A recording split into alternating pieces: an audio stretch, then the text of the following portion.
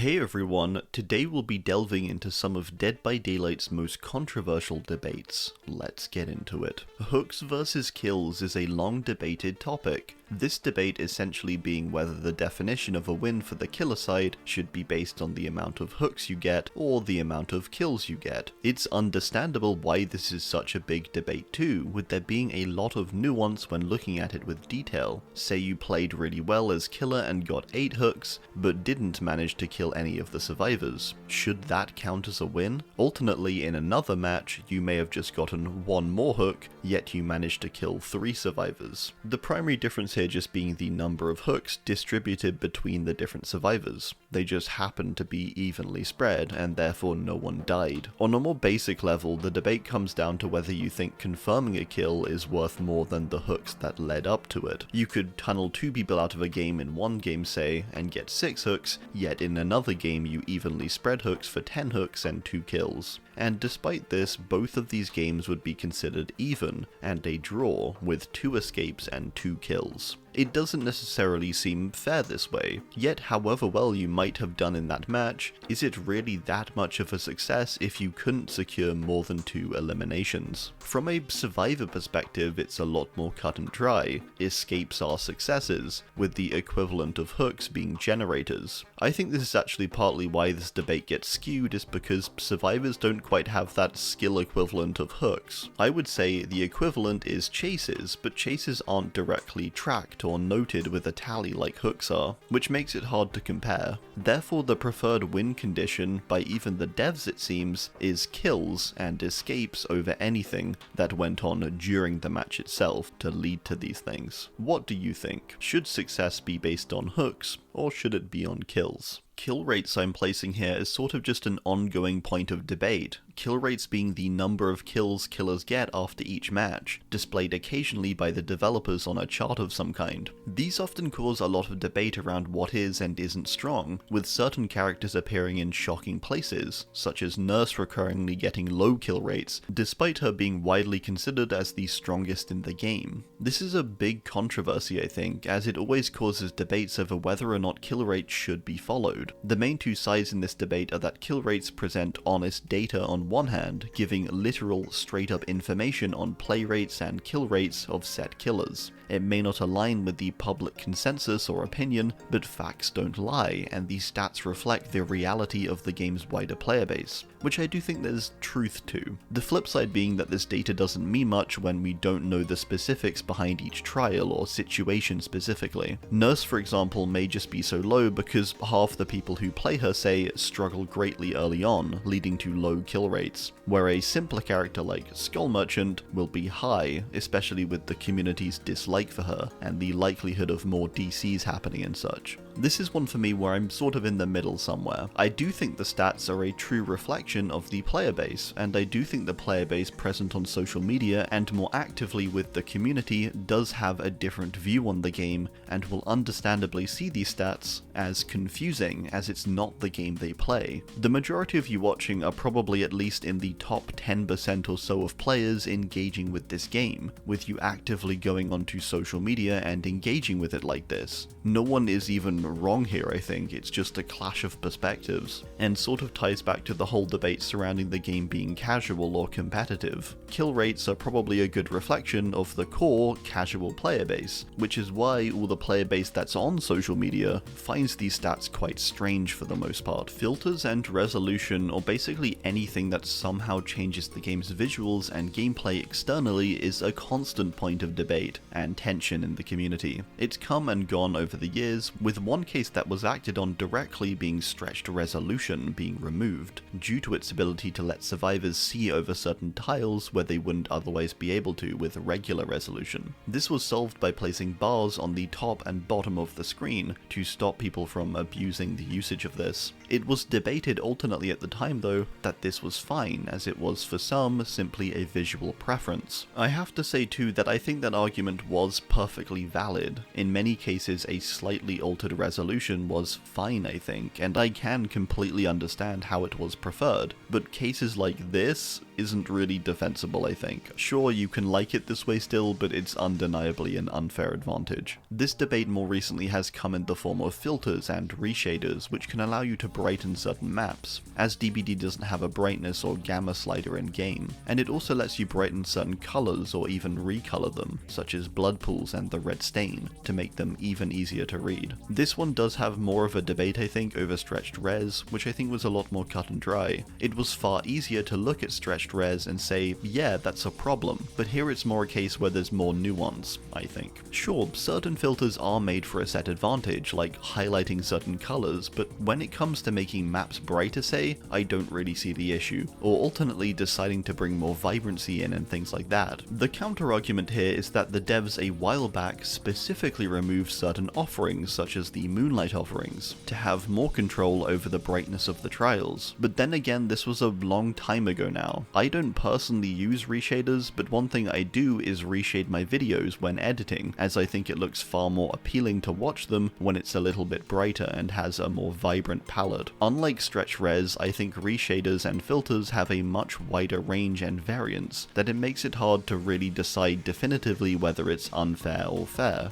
To go even further with this debate, I don't like how far it can go, with some people arguing that use of programs like Discord should be disallowed as external communication, making the game unfair for one side. This to me is where the argument gets a little silly though. It's like, yeah, sure, it is unfair, but equally restricting people from playing with their friends and forcing every player to play the game with no comms aside the in-game points and come his is just borderline silly, I think. Does X license fit Dead by Daylight is an ongoing debate in regards to the content added to the game. What does and doesn't fit the game? It's something that comes in all shapes and forms of varying licenses and even original chapters too. I would argue the first true controversial instance of this was Trickster, a bright K-pop idol that many viewed as unfit for Dead by Daylight. It's forever been argued therefore what content actually fits the game. There's many sides of this debate, whether it's people who solely want to stray toward typical slasher characters, or people who don't like inhuman characters, or characters from typically non-horror properties. It's sort of a big mosh pit, this one.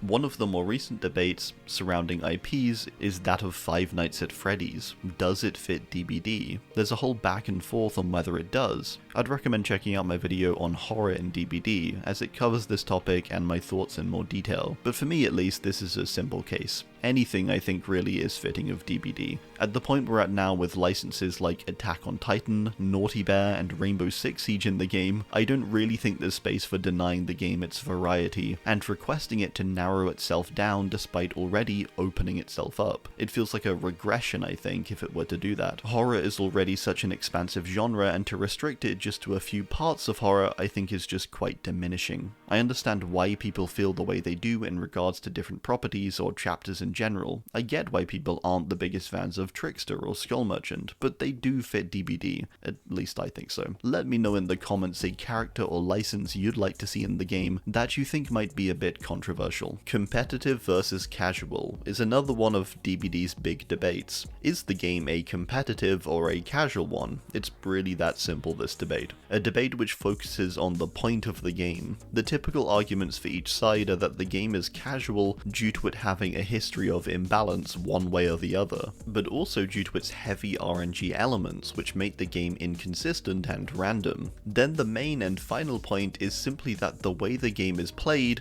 just shouldn't be taken so seriously, as the outcome of winning has no definitive effect or benefit. The only thing to indicate the competitive nature of the game in terms of progression is that the MMR system exists, which does place you based on how many matches you escape or survive as killed. The competitive argument is one that is largely based on the existence of MMR, but also due to the game being asymmetrical and further the many interactions and complex elements that do exist in the game. Now you can probably tell I'm a little biased here. I'm of the opinion that the game is casual at heart, although I do believe the game has competitive elements, and I further think it's perfectly valid for it to be played competitively. I'm somewhere in the middle, but leaning to the side of casual. The main compelling argument for me when when it comes to the game being competitive is just how much stuff exists in the game now. The game is wildly complex, however simple you might want to boil it down to. There is a ton of perks, powers, add-ons, maps, and so much more to learn to truly be capable at the game and its many combinations and complexities. The counter-argument here being that with the basic knowledge of the game, you can still play it perfectly fine. For example, if you're playing Survivor, as long as you do gens and run from the killer,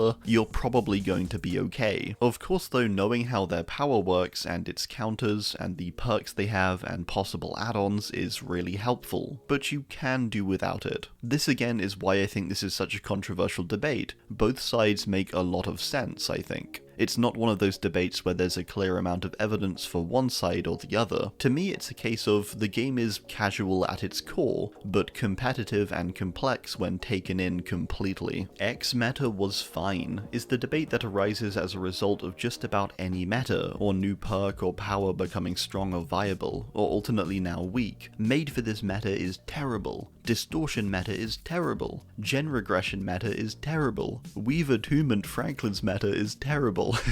And so on. It's a constant debate on whether something is good or bad, and it basically persists regardless of the meta or event. Talking more recently, I was personally really excited when I saw Weave Attunement and Franklin's Demise as a new pairing, as it seemed really interesting compared to other metas, like the Gen Kick meta or Made for this meta, which were far more passive. Also, the idea of Franklin's being meta I think is just quite cool. Despite this, the wide perception of it is that it's despised, or alternately liked, like in my case. But equally, those other two metas I outlined as ones I disliked were ones I'm sure people out there like too. It's this ongoing debate, and one of the most controversial and divisive ones at that, being the meta of DBD itself. What should the meta be? Should it change often? Should certain perks always be meta? I actually think a big reason why this is such a point of contention too is that the game for about 4 or 5 years had almost the same meta with very little difference. Nowadays, with the meta changing more frequently and new strategies being far more viable, it creates a lot of division between a newer perspective and an older perspective. I do think the core issue, however, is just that when something is powerful, it's going to have debate surrounding it, and there will be division over whether it's good or bad, in a very simple sense, even if that old versus new thing isn't true. When something is strong, there's always going to be a group of people who consider it unfair, and an equal group of people who think it's fine or fun. I think it's worth keeping in mind that all of these things will pass though. Even if you love or hate them, the meta will eventually shift in some way. Well, I do hope you enjoyed. Thanks for watching, and be sure to let me know your thoughts below. Thanks, and goodbye.